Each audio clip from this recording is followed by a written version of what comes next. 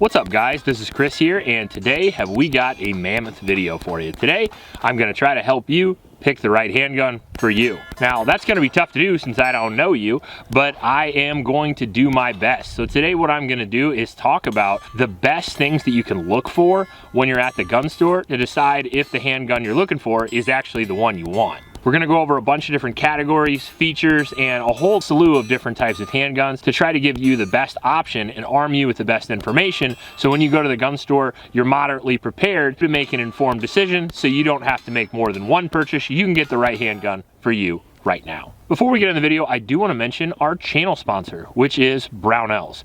Brownells is a company I've been working with for a long time. They're an Iowa company, and not only do I love them, but I love the people that work there. I really appreciate them supporting this video and a lot of our videos. If you are interested in anything you guys see on the channel, from range gear to accessories to optics, you can get it over there at Brownells. Now, the first thing you're going to think about when you're trying to pick a handgun out is what you want it for. If you can figure out what you want to use it for, you can usually figure out a couple of important factors right away. So first off, if you're looking for home defense, if you're looking for shooting at the range, or if you're looking for concealed carry, which are usually the three reasons why people buy a handgun, you're probably going to end up with a very different handgun if you choose one for home defense versus concealed carry. I'll let you decide which one you want to do, but I would err on the side of a larger handgun for home defense, and I would err on the side of a smaller handgun for concealed carry. And if you want to do both, that's absolutely fine, but I would probably find a happy medium. I would also consider which one you're going to be using it for more often. So if you're going to concealed carry every day and you're going to use it for home defense every night, for me personally, I would probably rather err on the side of a smaller gun so it's comfortable to carry all day, so I don't leave it at home, because even a small gun can be usable in a home defense scenario, whereas a larger gun oftentimes, especially depending on body type, cannot be carried very well. And you have to remember, for all the ladies out there, if you want to get a big handgun and carry it in your purse, there's a lot of risk to that as well, including theft or potentially children getting into those. So I want to make sure that for this video, at least, we're talking about carrying on the body. Not only is it safer for those reasons, but it's also safer for you, because if you're being attacked, you're usually not notified ahead of time, and you're usually being surprised, and you're going to want to have it on you ready to go. So for the sake of this video, I would err on the side of smaller guns for concealed carry. Now, once you figured out the size that you want, there's a whole slew of different things you have to worry about. And the first one we're going to talk about is price. You're going to have to decide before you go to the gun store how much you want to spend, because there's good guns in every category, in every price tier, from $300 all the way up to $5,000. If your budget is, let's say, $600, keep in mind that if you want a concealed carry system, that's exactly what it is. If you're buying a gun for concealed carry, you're going to have to pick up a holster. On average, those are $50 to $100. You have to pick up at least a couple boxes of self-defense ammunition, and I would recommend picking up a couple hundred of range ammunition so you can practice with the gun and get good with it. So keep in mind that your budget, you're going to want to add in at least $200 on top of that for extra stuff you're going to need besides the firearm. So if you go into the gun store expecting to pay $500, your budget for a handgun is probably going to look more like $300. Now, if you're interested in a very good handgun in those price points, we also have tons of very detailed top fives for the best handguns from $300, $400, $500, $750. So if you're interested in looking for the best guns in those price tiers, reference those videos. Now, once you figured out what size of handgun you're sort of looking for, whether it be subcompact, compact, or full size, basically small, medium, large, and you figured out what price point, let's say somewhere around $600, since that's about the average handgun price, the third thing you're going to have to try to figure out is what caliber you want it in. Now, personally, for home defense and for concealed carry, I recommend 9mm. The reason for that is it's sort of the middle of the road from the smaller calibers like 22, 32, 38,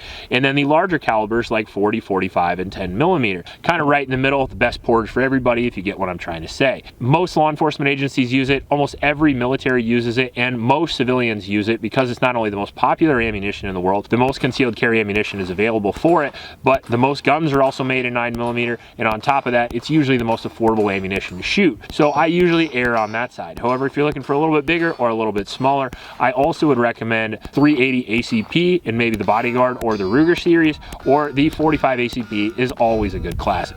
Now that you know kind of what caliber you want, what size you want, and what price you're looking for, now it's time to actually go to the gun store and start feeling them up. So when you go to the gun store, first off, go to a gun store where they allow you to fondle the gun. And if they don't allow you to do that, make sure to remind them that there's plenty of other places that sell firearms besides the one that you're at.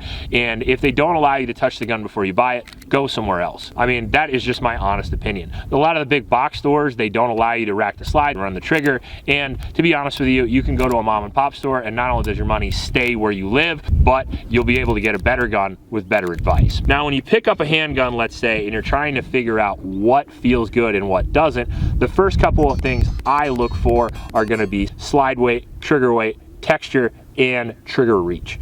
So first thing I want to look for is, can I rack the slide? Is it comfortable enough to rack? Because if you can't rack around in the chamber consistently, you're not going to want to shoot the gun. So if you have arthritis, if you have weaker hands, if you're smaller statured, they do make a lot of guns for that. Like the Shield EZ, for example, is a great way to go. There are many others, including the Ruger Security 380, that have really light racking systems that'll allow you to run the gun.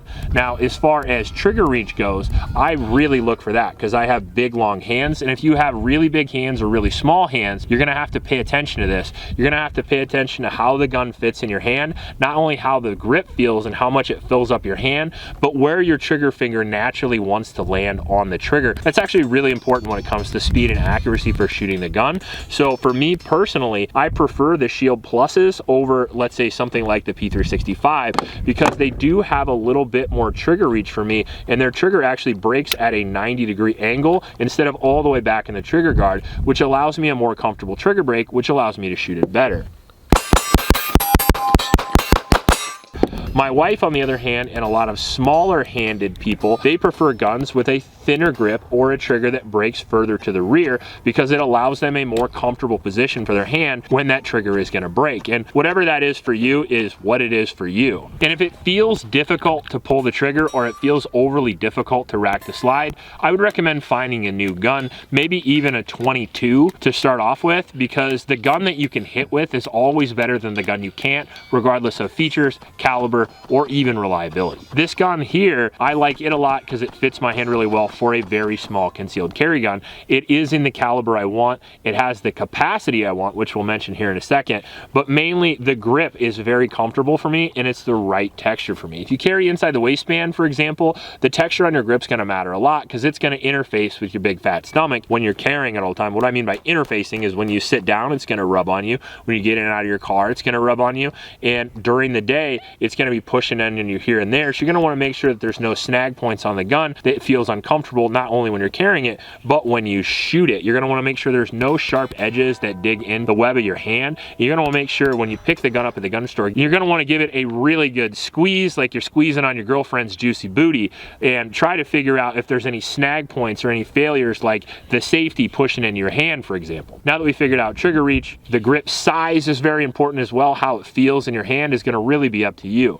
Personally, for me, something like a Walther PDP feels really good in my hand because of the shape of the grip, whereas something like the SIG P320 absolutely doesn't. Now, that's just personal preference, and the only way you're going to figure that out is, again, find a good gun store that allows you to feel them up. Now, as far as barrel length goes, I think that's really dependent upon what you want to do with it. Barrel length between 3 and 5 inches can make a difference with ballistics, but as long as you pick the right concealed carry ammo, you still get solid expansion at 3 inches. The difference is going to really be shootability and sight radius, where sight radius doesn't matter as much anymore because a lot of people are carrying a dot. But if you're going to go with iron sights instead of a red dot, which is another thing you're going to have to consider, which we'll talk about here in a second, the sight radius being shorter, it's going to allow a little more play in your sight picture, and you're not going to be quite as accurate. It's also going to be more snappy with a shorter barrel, and it's also going to be more snappy the lighter the gun is. So the weight of the gun's going to matter a lot, and that's usually dependent on not only size, but the material of the grip. So the grip itself usually comes in polymer, aluminum, or steel. steel. Steel guns are usually either older guns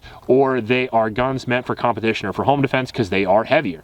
Whereas aluminum frame guns are usually lighter versions of the steel frame guns that came out before, and more modern guns are almost always made with polymer because they get a little bit of flex. They're cheaper to make, which lowers the cost of the overall gun, and then it also makes it lighter for you to carry as well.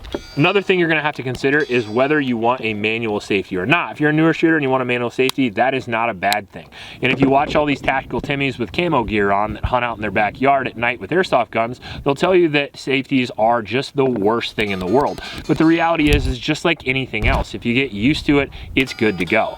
I personally don't mind a manual safety. As a matter of fact, I carry 1911s all the time with manual safeties, and I feel completely comfortable because I'm used to the battery of arms of switching off the safety. And if you operate it correctly and you use the right techniques, it's not a problem. So if you want a safety, there are many awesome guns that do that. There are Shield Pluses with safeties, 1911s with safeties. There are Beretta 92s with safeties. So get the gun that works for you. And if you want a safety, by all means get one. It's better to carry a gun with a safety than not carry a gun because you don't want to. You just got to train with everything that you have, and that's going to be a sticking point throughout this video. Whatever gun that you choose, make sure you buy enough ammunition to train with it. And it's not just training on the range. Take it home, make sure it's pointed at a safe location with no ammunition in the gun, point at a light switch and click it a bunch of times, do a lot of dry fire, do some gun handling and manipulation skills at the home for free, and you'll be a better shooter. Now, as far as features that I personally look for on handguns, one of the things I'm looking for is a dot mount if I want to add a dot, and I'm looking for plates that come in the box. So guns that Smith & Wesson, Glock, for example, if you buy either of those two platforms, you're going to get a series of plates in the box that you can immediately add a dot. Whereas guns that I do like the PDP, for example, you get either a coupon code or you have to go and buy one yourself, and that's just kind of a pain in the ass. So it's kind of optics sort of ready instead of optics actually ready. Another thing I look for is solid sights out of the box, because although I've changed a lot of sights in my lifetime, I don't really like to, and it's kind of a pain in the ass to zero them in.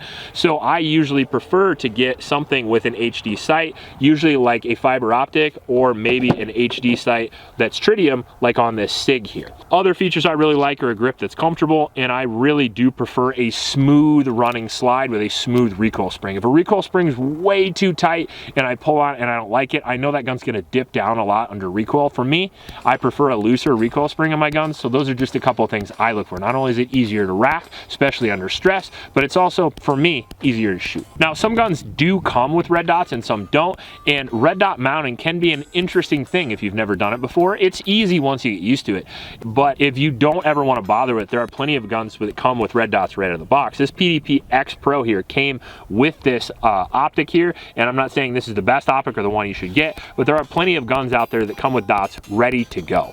And if they don't, you can also have the people at your gun store put them on for you. For example, Shields is a store I go to a lot, and they mount not only rifle scopes but red dots for free. And if your gun store doesn't do that and you want that service, I'm sure if you live in a big enough town, you can find one that does. Now, magazine capacity is another thing that you might want to consider, and most guns, at least of the polymer frame 109s, most of the popular guns have a very similar capacity because it's usually based on how long the grip is. The new micro 9s like the Shield Plus, they usually carry around 10 rounds like the 365 or maybe that FN Reflex, whereas compact guns like the Glock 19 or this M&P Compact here usually carry around 15 to 17.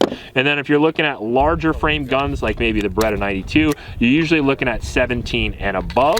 And then for 45 ACP guns, for example, like this Mark 23, if you're getting a double stack, it's just bigger rounds, you get less capacity of usually around 12, but the rounds hit harder, and that's just something that you're gonna have to consider. You want more oomph per round, or do you want more rounds? That's an age-old question, and you're gonna have to answer that for yourself. Now, a lot of these popular guns here, if you're looking for capacity, like for example, the M&Ps, the Glocks of the world, the PDPs, the Canics, a lot of those guns, they make small subcompacts, like the Shield Plus, for example, that allows you to not only have that 10-round flush fit mag, but then you can buy 13, 15, 17-round mags, and you could use that same gun for home defense, which is why guns like this have become so popular, just because it really is sort of a do-it-all gun. If you get a 365 XL, if you get a 4-inch Shield Plus, if you get a Canic SC Elite, they're all tiny little 1-inch wide, sub 25 ounce guns that you can carry all day that you can then take home, slap that big magazine in, and feel really safe no matter what neighborhood you live in.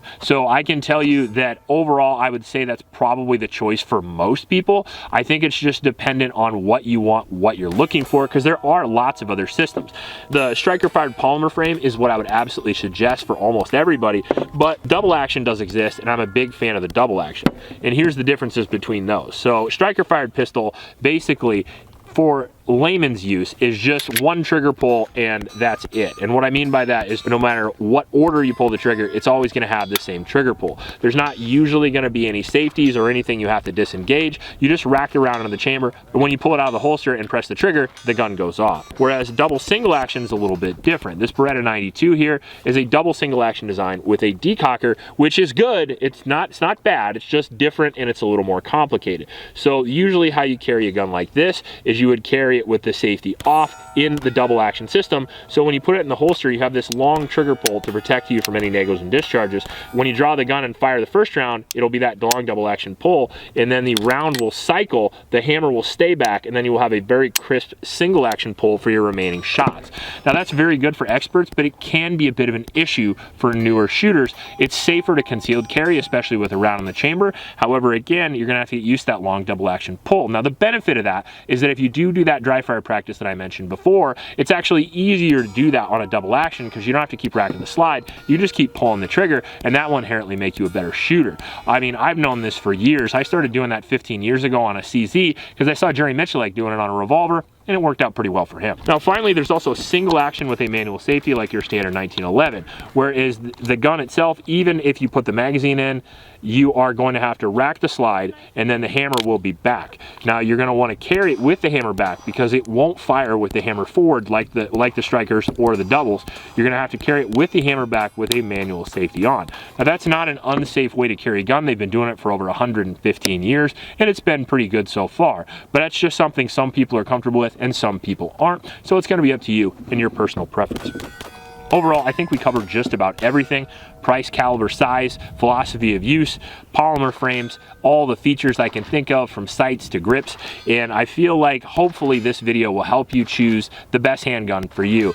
If not, we have other videos on the subject, including videos on how to shoot better, including what's the best subcompacts, what's the best guns under 500. All you have to do is go to my channel, and there's tons of different videos on handguns. Just pick one and get started. If you like this video, please like and subscribe. Please support Oklahoma shelters, and remember to recycle. I'll check you later.